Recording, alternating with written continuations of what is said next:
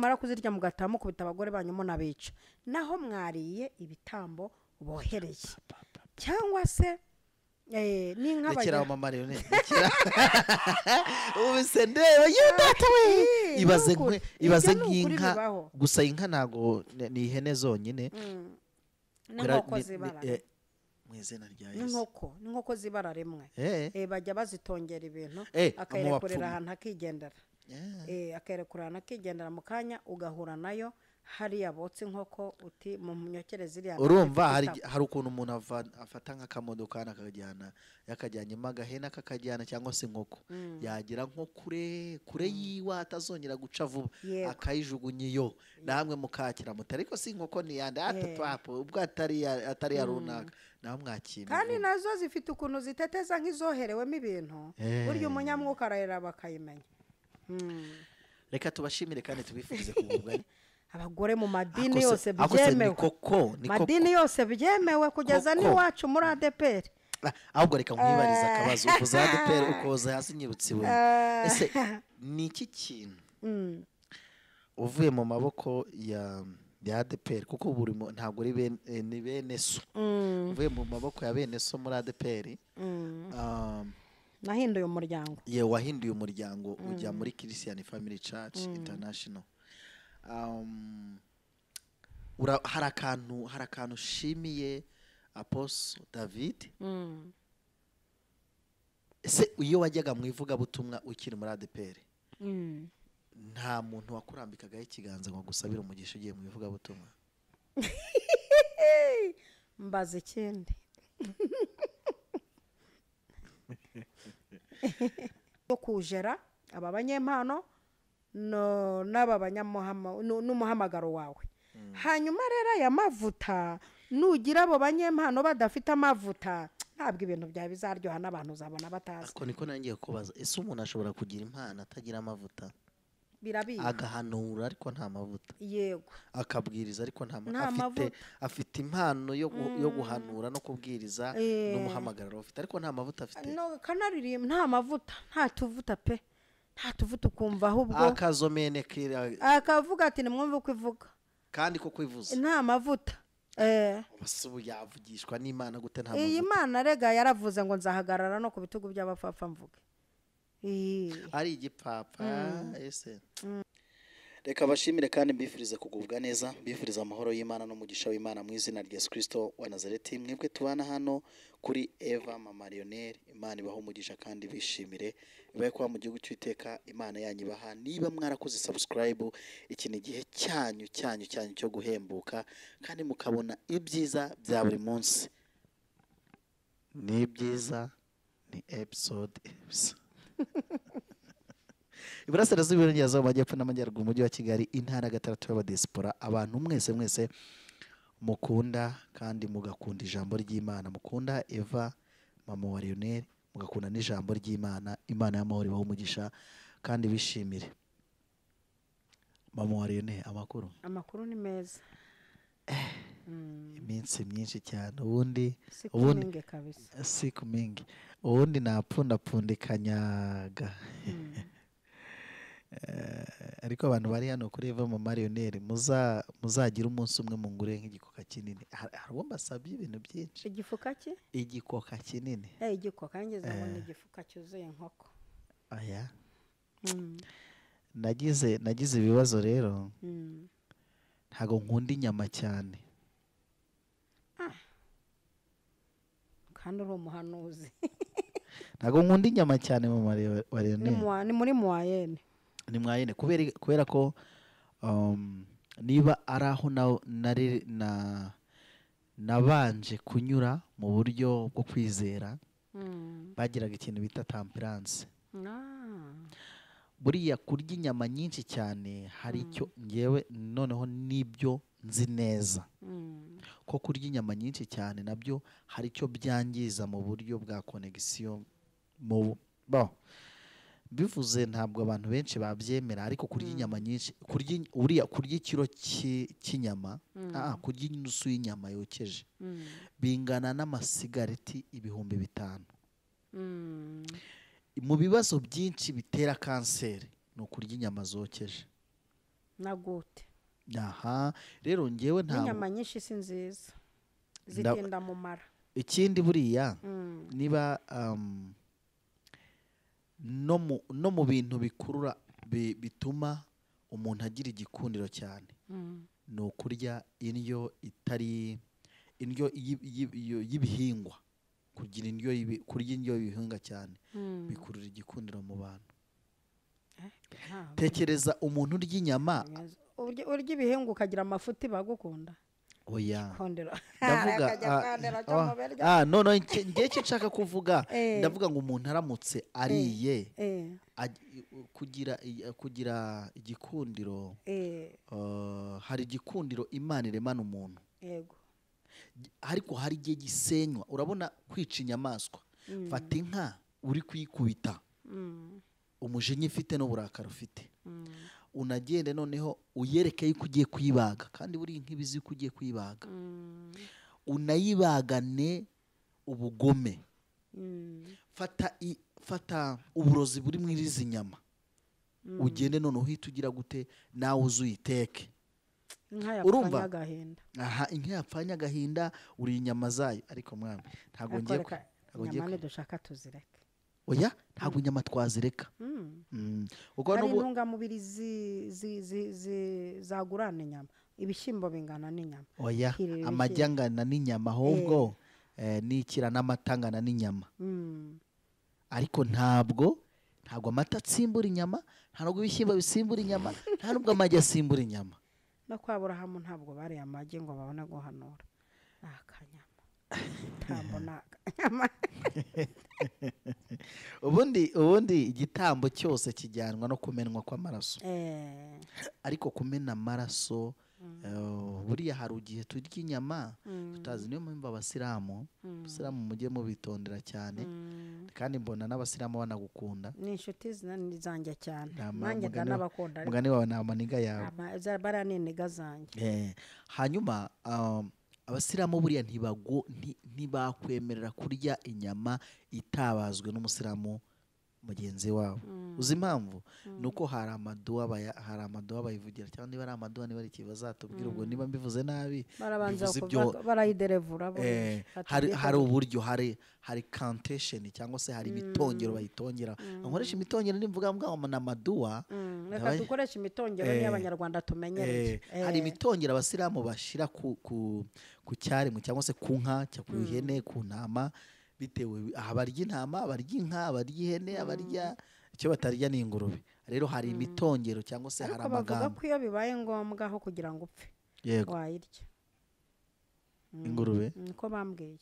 Mbwiye n'abasilamu bageze aho babona bapfa kugira ngo bapfe bayirya.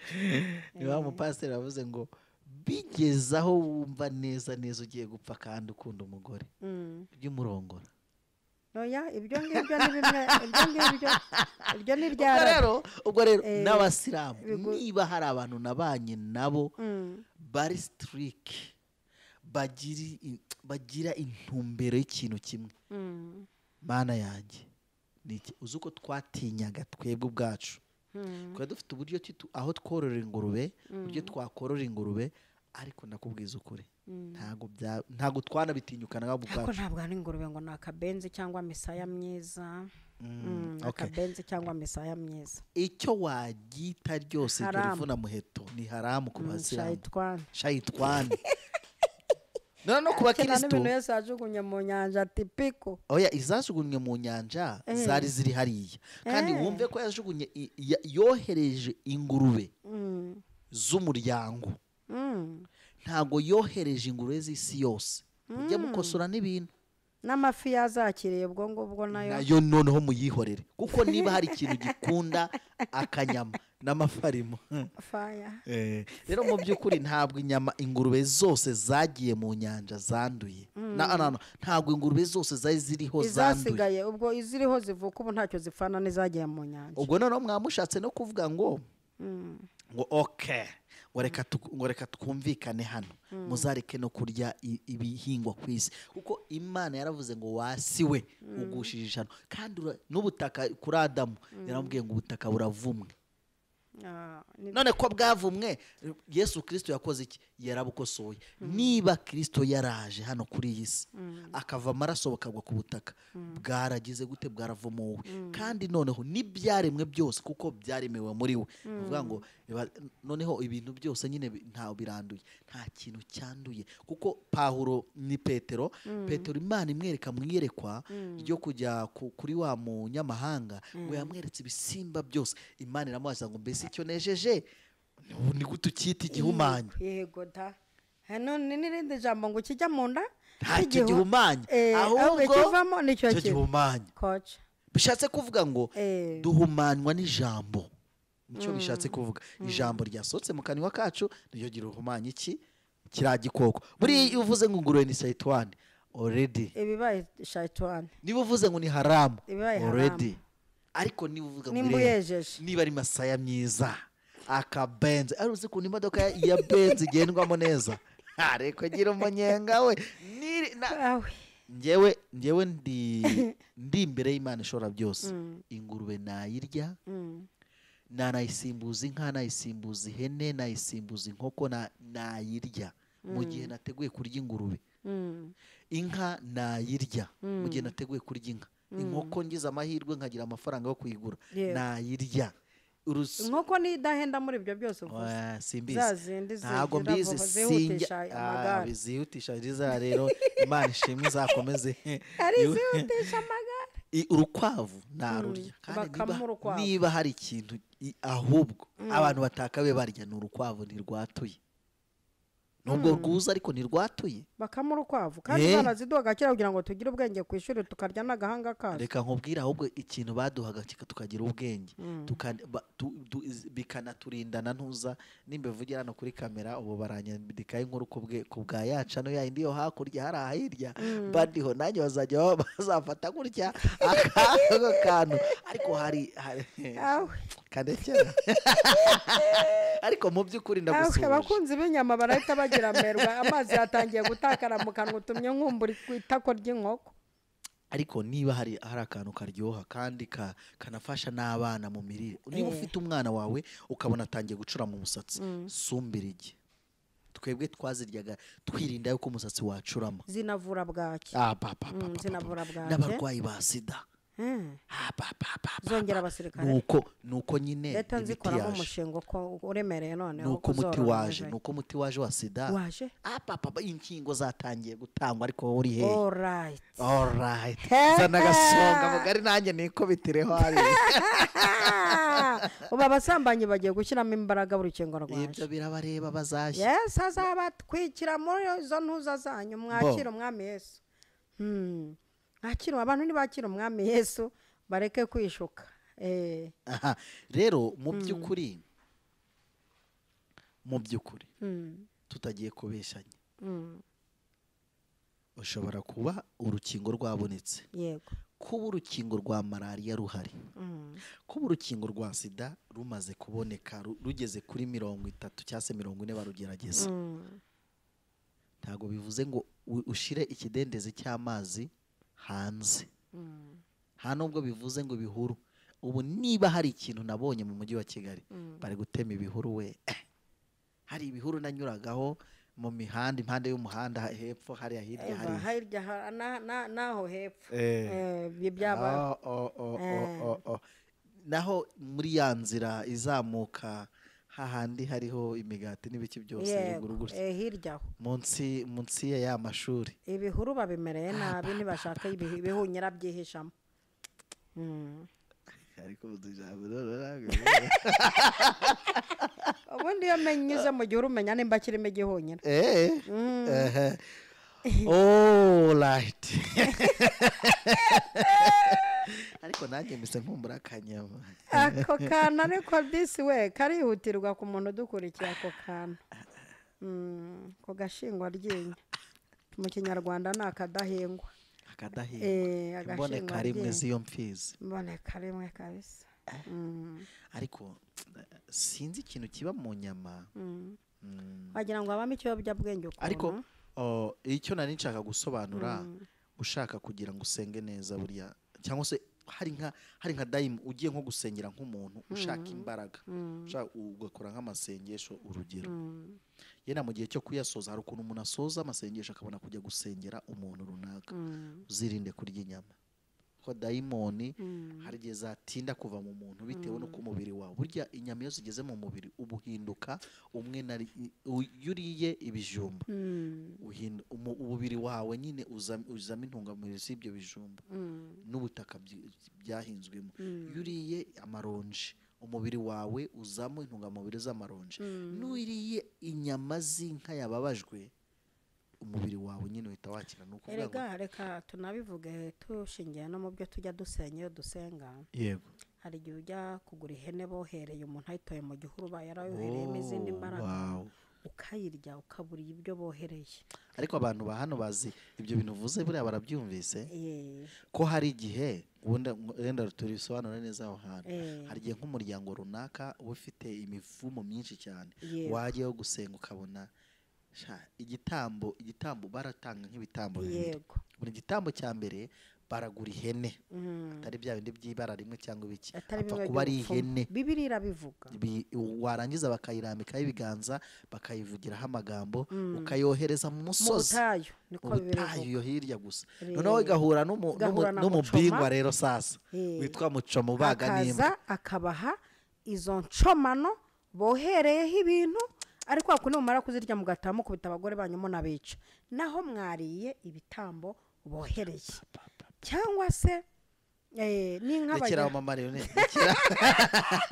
ubise ndeba yudata we ibaze nk'inka gusa inka ntago ni ihene zonyine n'inkoko zibara mu izina rya Yesu n'inkoko zibara rimwe bajya bazitongera ibintu akayirekurira ahantu akigendera akayirekura ahantu akigendera mu kanya ugahura nayo hariya botse inkoko uti mu munyokereze iriya urumva hari ukuntu umuntu afata nk'akamodoka yakajyanyemo agahena kakajyana cyangwa se inkoko yagira nko kure yiwe atazongera guca vuba akayijugunya iyo namwe mukakira muti ariko si inkoko ni yandi ubwo atari ya runaka nawe mwakira kandi nazo zifite ukuntu ziteteza nk'izoherewemo ibintu burya umunyamwuka arayira bakayimenya reka tubashimire kandi tubifurize kugubwa neza amahoro y'Imana bane namwe niba ugeze kuri uyu munota nakubwira ngo kora subscribe kuko niho uzagenda ubona ibiganiro byiza nk'ibi urugendo rwagenze neza kuva mu Rwanda Zimbabwe Afurika y'Epfo Zimbabwe ku murongo mu Rwanda Nairobi Zambia Lusaka Zimbabwe Afurika y'Epfo Zambia wahanyuze ute harimo intambara intambara Zambia Lusaka nta kibazo Mozambique no hari intambara Mozambique izo ni ingendo zose nagiye nyuramo mama mbwiye ati mwana wanjye uri Paulo genda amahoro izo ngendo ni nk'iza Paulo izo ngendo zose zagiye zigenda neza cyane reka duhaguruke ku butaka bw'u Rwanda hano muri Kabuye tugere ku kibuga cy'indege i Kanombe byari bimeze bite watekerezaga gute wumva gute kuva hano ngere Kanombe natekerezaga ibihugu ngiye kunyuramo indege z'impererekanya n'izindi hari igihugu kimwe ndi bugeremo hari igihugu kimwe Nairobi narahageze 5:10 z'amanywa ndi buhahaguruke 5:10 z'ijoro natekerezaga ayo masaha yose uri ku kibuga cy'indege cyangwa uba wemerewe kuhasohoka ukajya byibuze gutembera mba nemerewe gusohoka nkajya gutembera cyangwa nkajya muri hoteli ziba zihari ntago wagiye kwa wa mukobwa wawe se oya umukobwa wanjye muri iyi minsi ari gukorera Congo Brazzaville ariko iyo nshaka nari kureba ahantu runaka njya ariko nkikandagira ku butaka bwa Nairobi nururutse mu ndege mpita mpura n'abantu benshi cyane banzi harimo n'abo kwa Apotre Mignoni bahita bansamira mu birere batugiye henda basobanurira amasange yo kumara bati ntabwo wamara umwanya wicaye hano nk'umukozi w'Imana niyo nabonye hari agakuru katurutse y'ukuntu ariko sinzi yo kahise karengera ubu ntabwo wagenda utabwiye umubyeyi aho ugiye bundi hari iyo tugiye kugenda hari nk'abantu bangahe tubwira ko tugiye bakaduha mapu z'ingendo nk'abazimenyereye bakatwaturaho umugisha wa kibyeyi cyangwa bakaduha n'impamba yego urugendo rero rugenda neza cyane. tugeze aho Nairobi bati ntabwo wakwicara hano utegereje indege, ngwino uba ugiye ahantu uruhuke muri hoteli hirya aho ngaho. bamfata neza, bampa n'impamba y'urugendo.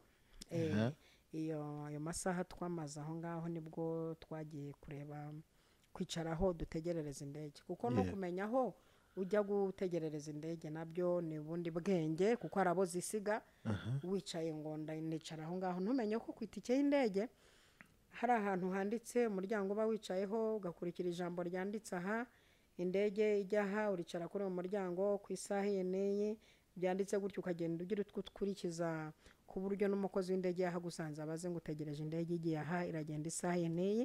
niyo bibaye ngombwa ko bahindura umuryango usohokeraho bo ubwabo baza kubatwara bakabajyana ku wundi muryango. yego ibyo byose umuntu babitekereza iyo uri mu rugendo. hari nk'ibihugu ugeramo bivuga nk'ururimi utazi, nabyo ukabitekereza nzitwara nte ningera aho bavuga ururimi ntazi. yego ngiye nte mu biki, ni mu ivugabutumwa.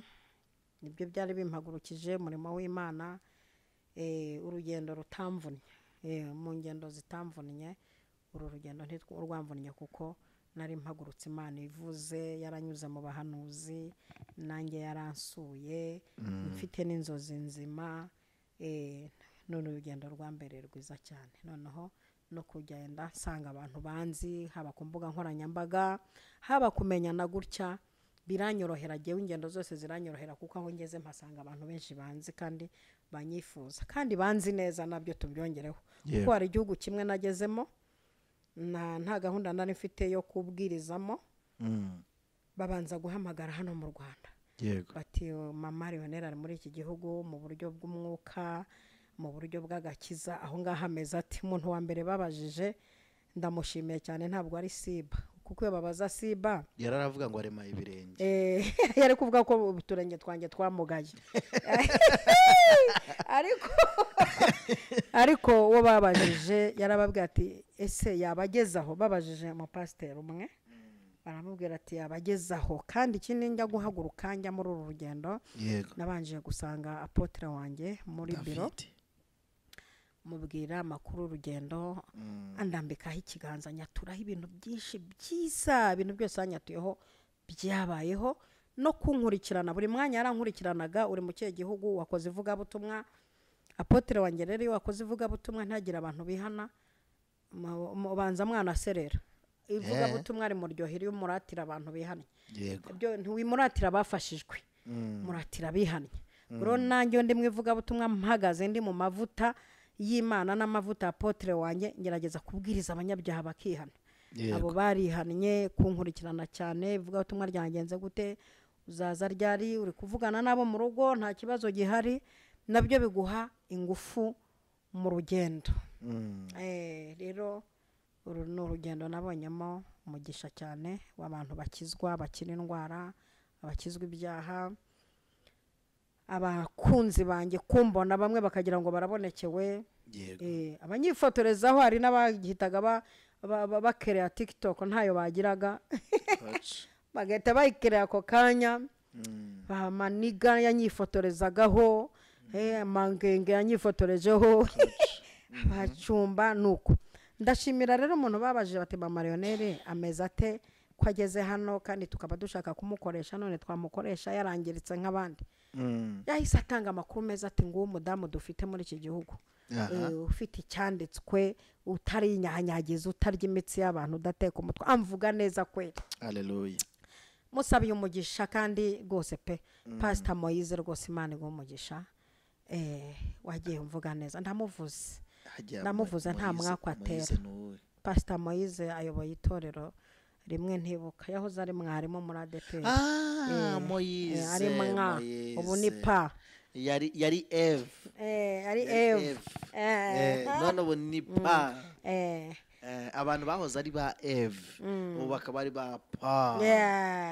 turabasuhuje. ariko za pa zigiye kuboneka muri no minsi muhumure. zigiye kuboneka byaje. Wow. byaje no muri bene wacu bigiye kugeramo. bya pa rwose ubu ngubu abagore rwose muri iyi minsi abagore mu madini Akose- yose akose ni byemewe koko ni koko madini yose byemewe kugeza Koko. n'iwacu muri ADPR ahubwo reka nkwibariza akabazo ukoza ADPR ukoza hasi nyibutse iwe ese ni iki kintu uvuye mu maboko ya ADPR kuko buri ntabwo ari ni bene so uvuye mu maboko ya bene so muri ADPR nahinduye umuryango ye wahinduye umuryango ujya muri Christian Family Church International. Hari akantu ushimiye Apostle David ese iyo wajyaga mu ivugabutumwa ukiri muri ADPR nta muntu wakurambikagaho ikiganza ngo gusabira umugisha ugiye mu ivugabutumwa? mbaza ikindi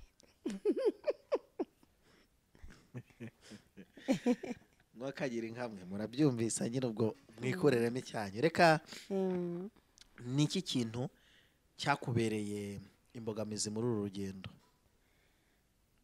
ikintu cyambere imbogamizi ni igihugu kimwe navugamo njya mu kindi bavuga ururimi rwitwa igishona kandi ukumva nicyo bakoresha cyane yego byibuze n'icyongereza numvaho akantu yego ariko igishona byaramvanye nicyo kintu cyangoye hano naho nageze mburana n'imodoka yego yanjye nahagurukanye nayo turaburana yego ariko ntumbaze impamvu twaburanye niyo nyine hanyuma nyuma tuza kubonanira mu kindi gihugu nibuka igihe Paulo inkuge yamenekaga bose bakoga bakiranja kandi bose bagakira yego niko kantu kangoyemo cyane nako kandi kambangamiye harare ninje mu gihe hari ubushyuhe bukabije cyane bwa bushyuhe bubabura ubanza kongoramo ariko nyuma ndabimenyera kuko haba ibintu byinshi binaryoshye byo kunywa no kuba narifashwe neza n'abantu b'Imana. Haleluya. Bambaza buri mwanya ngo waramutse ute nta kibazo ufite. Cape Town rero naho niho hantu hatambangamiye cyane hatangoye kuko nari nageze mu maniga yanjye. Aho nago matinda cyane aho ndahagaruka mu gihe cyo gushira reka tuvuge ku kintu kijyanye n'agakiza kuko nicyo cyane kujyanye mu ivugabutumwa.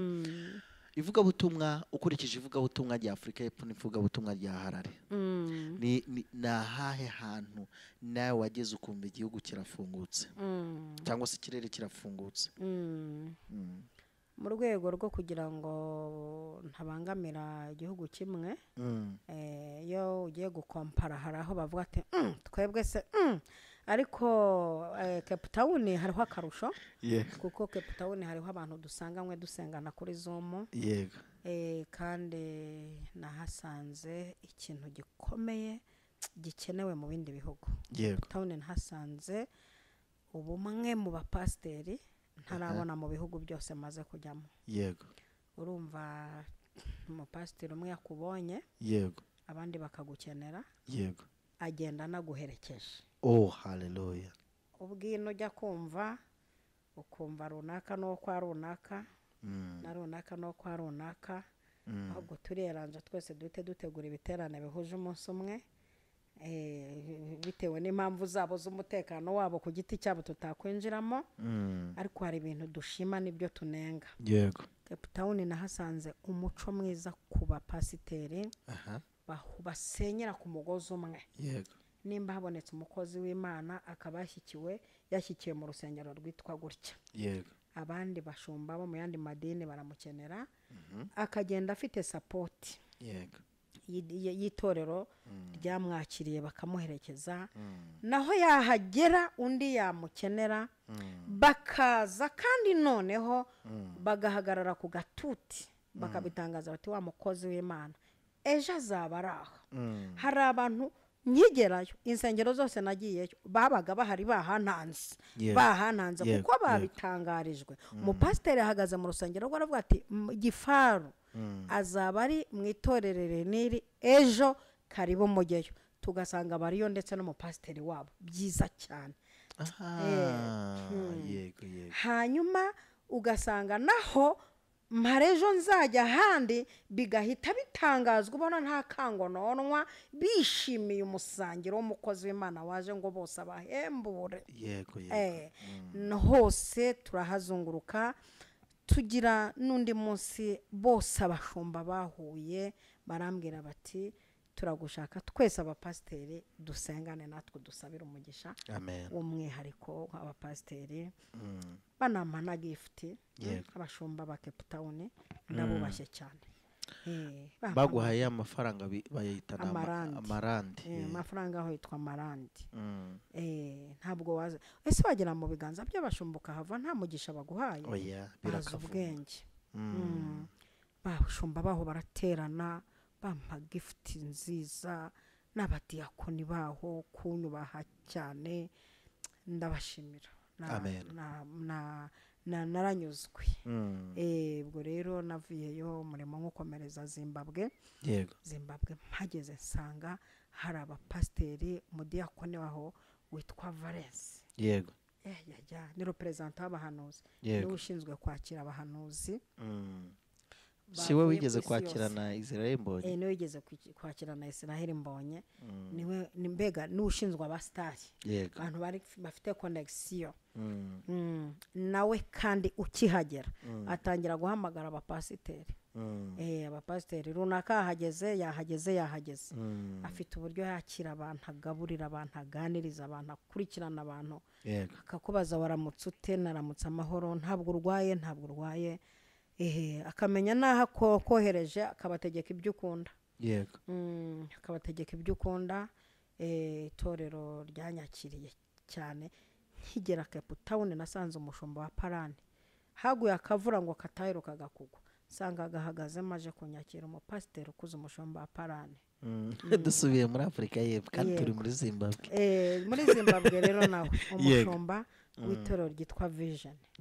Twicaranye niwe muri salo turaganira, arashimira cyane. Aranamfasha cyane mwivuga butumwa rye wongeremo ibi gutya kiganiro kiryoshye cy'abantu bakuze.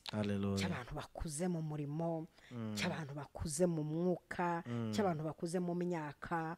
Angira inama ati mu nshuti zawe wongeremo izi, muri gahunda zawe wongeremo nizi, izo zikuremo. Byo bintu tuba tubikeneye. Yego no kuntembereza cyane, barantembereje ko banjyana amazi akaruhuka.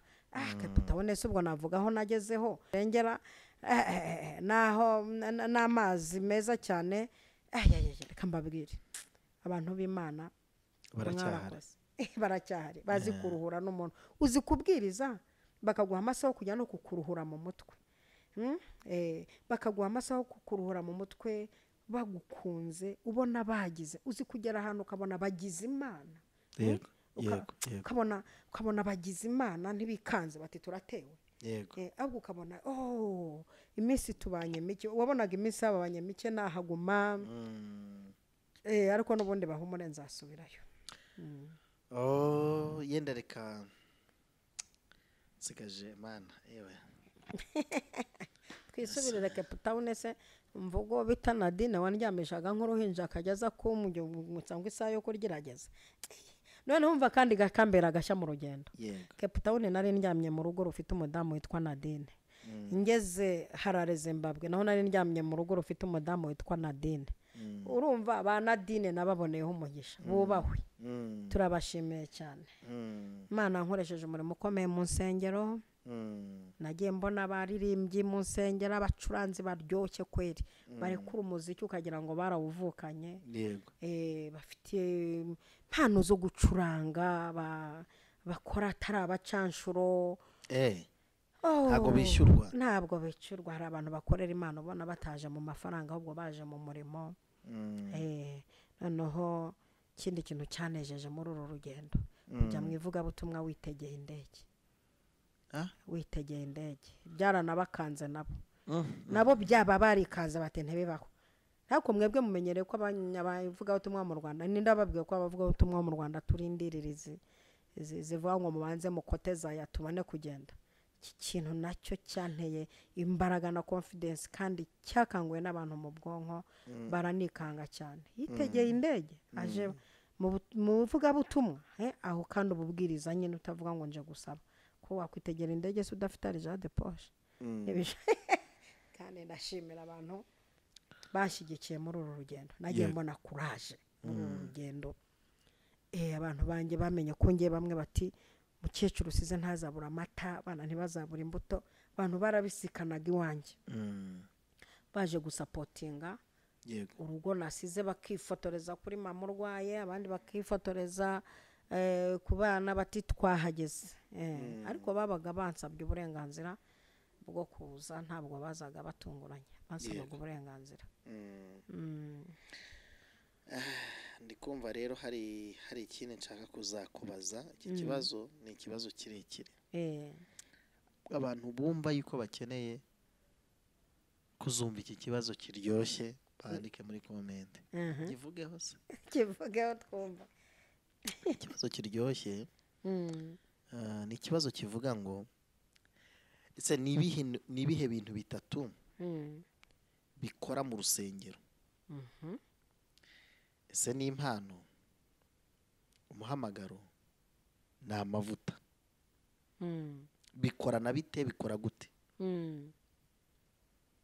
bisubize se cyangwa tuzabisubiza ubutaha ese koko ntacyo kora mu nganzo none uko ibi bintu byose ngewe nabikubajije nkurikije kino kibazo nkurikije ibi byose twagombye kuganiraho burya nibi twagombye kuganiraho nuko nyine twaryohewe n'urugendo urumva ntakubajije amakuru y'urugendo ntaho naba ntangiriye ibiganiro mu hejuru buriya na biriya byose mumaze iminsi mubona ni ukwiyaranje nayo cyakubwira ukuntu nabaga ndi mu gihugu kimwe papa w'abana banjye n'abana banjye bakambaza aho hano bakwishimiye icyo gihugu kikwishimiye nk'uko hano mu Rwanda bakwishimiye nagera ndaye mu kindi gihugu ese icyo gihugu urabona bakwishimiye nk'uko hano bakwishimira all right ariko ibyo aba ari byiza cyane buriya uretse ubundi imbaraga z'abagome n'abana bo kurimbuka ubundi isi ni iyacu yego abana b'Imana isi ni iyacu ijuru ni iryacu yego Imana ijya gukora umushinga w'isi n'ijuru yari yawukoreye abana bayo abana b'abantu ko twava ku rwego rumwe tukazagera ku rundi rwego tugataha rero mu by'ukuri nibihe bintu bitatu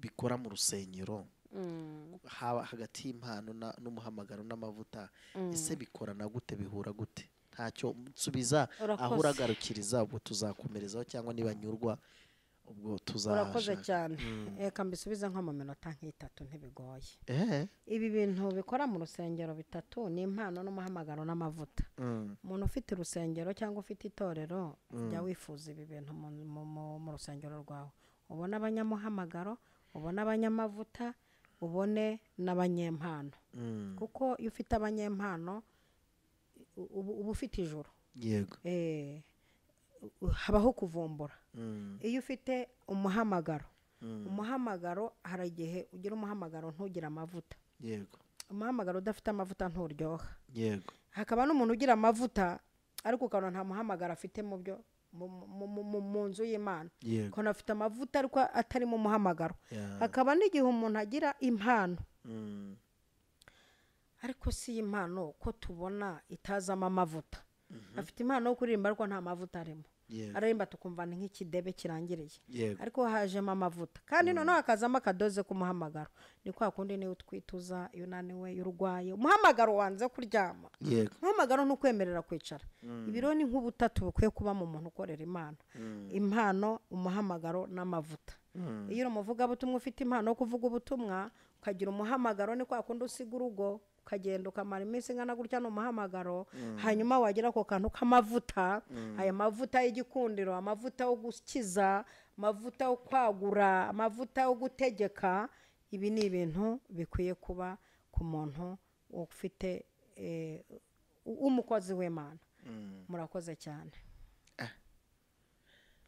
ubu se umuntu ashobora kuba adafite adafite amavuta adafite n'impano afite umuhamagaro akayobora bino bintu bitatu ari nk'umushumba wubatse itorero we afite umuhamagaro wo kubaka insengero yayobora abantu bafite amavuta n'impano ushobora kuba ufite umuhamagaro wo kubaka insengero amavuta n'impano yego ariko uyu muhamagaro ufite wari ukwiye gushyigikirwa n'abanyempano umuhamagaro wagize wo kubaka urusengero imana ni ikuzanira abantu ariko ushyiremo abanyempano nihazamo abanyempano harazamo korari impano yo kuririmba hazamo abanyempano harazamo impano y'ijambo umuvugabutumwa abanyempano harazamo umuhanuzi imana ivuga aba banyempano urabakeneye mu muhamagaro wo kubaka hanyuma aya mavuta nawe urakeneye nk'umunyamuhamagaro ukeneye amavuta mu muhamagaro yo kujera aba banyempano n'aba n'umuhamagaro wawe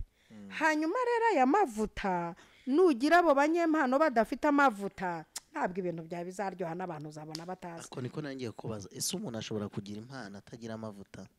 Birabizi. Agahanura ariko nta mavuta. Yego. Akabwiriza ariko nta mavuta.